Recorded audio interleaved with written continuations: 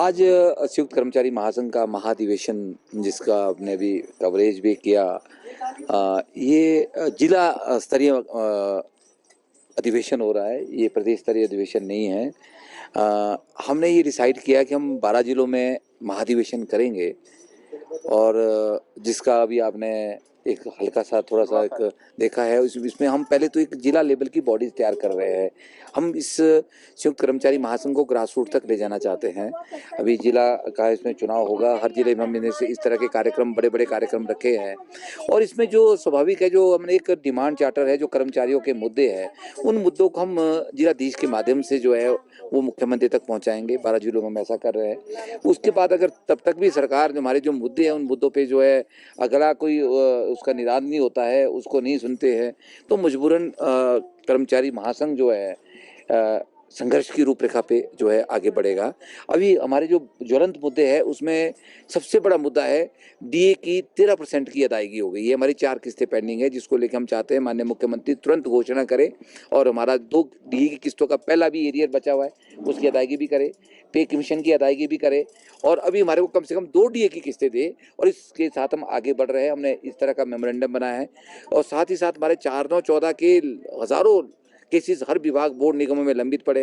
अब 2022 का भी छठा वेतन लागू हुआ है, इसमें जो है 4-9-14 को ख़त्म कर दिया गया है और बहुत से विभागों में ओपीएस लागू नहीं की गई है, जिसमें सबसे बड़ा ज्वलंत उदाहरण हमारा बिजली बोर्ड है, जो सशक्त संगठन हमारे पास है।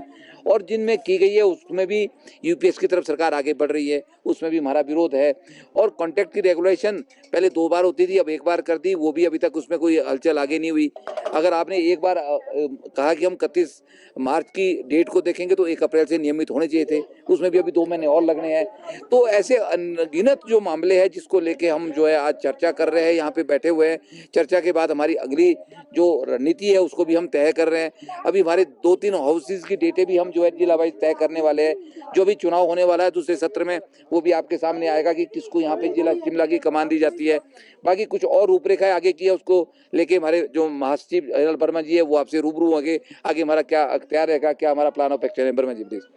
आज जो हमारा यहाँ जिला सम्मेलन संयुक्त कर्मचारी महासंघ का हुआ है और इसमें मुख्य इशू तो है कि भी अभी हमें लग रहा है कि कर्मचारी कहीं ना कहीं सरकार के एजेंडे से हट गया है। और आप देखेंगे हमारा जो चर्चा में यहाँ आया, कर्मचारी बोल रहे कि विधानसभा में जो बहस हुई या सारी चीज़ें, उसके बाद माननीय ने अपने वो सारे वेतन भत्ते बढ़ा दिए, लेकिन कर्मचारी कहीं नहीं आया। उसको बस इतना ही एक घोषणा की गई कि चरणबद्ध तरीके से, पर चरण कब बद्ध होने उसका कोई पता नहीं। तो इस करके कर्मचारियों में काफ़ी आक्रोश है जो हम यहाँ जिला अधिवेशन में हमने देखा। और मुझे लग रहा है कि भी अभी पहले एक परंपरा सरकार क्या प्रदेश में रही है, कह रही है कि सरकार एक कर्मचारी क्या करते हैं, पूरे 4 साल चुप बैठेंगे और चौथे साल पर क्रोश प्रकट करके सरकार के परिवर्तन की दिशा में जाएंगे। और उसका मुझे लग रहा है कि वो आपने पीछे हमने परिवर्तन करके देखा तो परिवर्तन में जो सरकार है वो उनके कामकाज में कोई विशेष अंतर नहीं आया। तो मुझे लग रहा है कर्मचारी अभी सोच रहा है कि जब वो सरकार जो सत्ता में है उसके होते हुए कुछ हमने हासिल कर लिया तो मिल गया, नहीं तो ये बोले जी परिवर्तन के बाद देखेंगे या वो चीज़ें। तो आज तो इस करके अभी सरकार का 3 साल है या 3.25 साल है, इस करके हमने फैसला लिया है कि हम सरकार के ऊपर दबाव डालेंगे। जो हमें दिया है वो वित्तीय लाभ है या बाकी इशू है या आप कुछ यूपीएस यूनिफाइड पेंशन स्कीम लागू कर रहे हैं या इसके अलावा और भी आपने कंट्रेक्चुअल जो सर्विस कमीशन का बिल लाया है और तमाम जो कर्मचारी के अगेंस्ट आपने जो फैसले लिए हैं उनको रिव्यू करने की मांग कर रहे हैं और जो वित्तीय लाभ पेंडिंग है उनको मांग रहे हैं। और साथ में जहां आपकी ओपीएस लागू नहीं हुए जिन विभागों में, वो आपका एमसी है या बिजली बोर्ड है या और भी जिला स्तर जहां नहीं हुए वहां पुरानी पेंशन लागू कीजिए। इन तमाम मुद्दों को लेकर मंथन किया जा रहा है और स्वाभाविक है इस तरह की अधिवेशन पूरे प्रदेश के जिलों में किए जाएंगे और जो भी कर्मचारी वहां से फैसला करेंगे उस रणनीति में आगे बढ़ेंगे। लेकिन सरकार के ऊपर उन्होंने जो कमिटमेंट की है या उनकी जो जिम्मेदारी है कर्मचारियों के प्रति, उसके प्रति दबाव डालेंगे। अब टाइम बाउंड रखा है, कितने समय तक अधिवेशन कर लिए जाएंगे, फिर आंदोलन और साथ में एक और सवाल इसी के साथ जुड़ना कि ओपीएस की बात सरकार ने बोली थी कि हम आते ही लागू कर दिया, पूरे प्रदेश में लागू नहीं हुई है।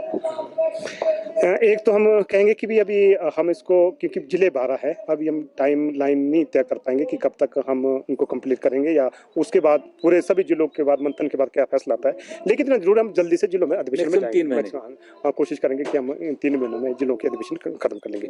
और साथ में जो कमिटमेंट की बात है हम एक मीडिया के साथ ही भली-भांति जानते हैं, सरकार की जो पॉलिटिकल कमिटमेंट थी पुरानी पेंशन पे, और उस कमिटमेंट को देखते हुए वो एक कॉन्ट्रैक्ट होता है। आपने किसी को विश्वास दिया मैं आपको ओपीएस दूँगा, और कर्मचारियों ने उसकी कंसिडरेशन के बदले में आपको वोट दिया, आपको सत्ता में लाया, लेकिन उसके बाद आप पॉलिटिकल कमिटमेंट से बिट्रे कर रहे हैं। आप बोल रहे हैं जी नहीं, हमारे को जैसे बिजली बोर्ड को बोल रहे हैं कि आप पहले रैशनलाइजेशन करो, पदों को खत्म करो तब ओपीएस देंगे, या महकमे का ट्रांसमिशन अलग करो। तो मुझे लग रहा है कि ये नहीं चलेगा। जब सरकार ने कमिटमेंट की है और कर्मचारियों ने उस कमिटमेंट को देखते हुए उनको सत्ता में लाया है और पॉलिटिकल मैंडेट दिया है, तो मुझे लग रहा है उनको कमिटमेंट निभानी चाहिए, और जो जो महकमे रहेंगे पुरानी पेंशन को लेकर के वहाँ पुरानी पेंशन लागू होनी चाहिए। हमसे जुड़े रहने के लिए हमारे YouTube चैनल को सब्सक्राइब करें और नई वीडियो की नोटिफिकेशन के लिए बेल आइकॉन को दबाएं।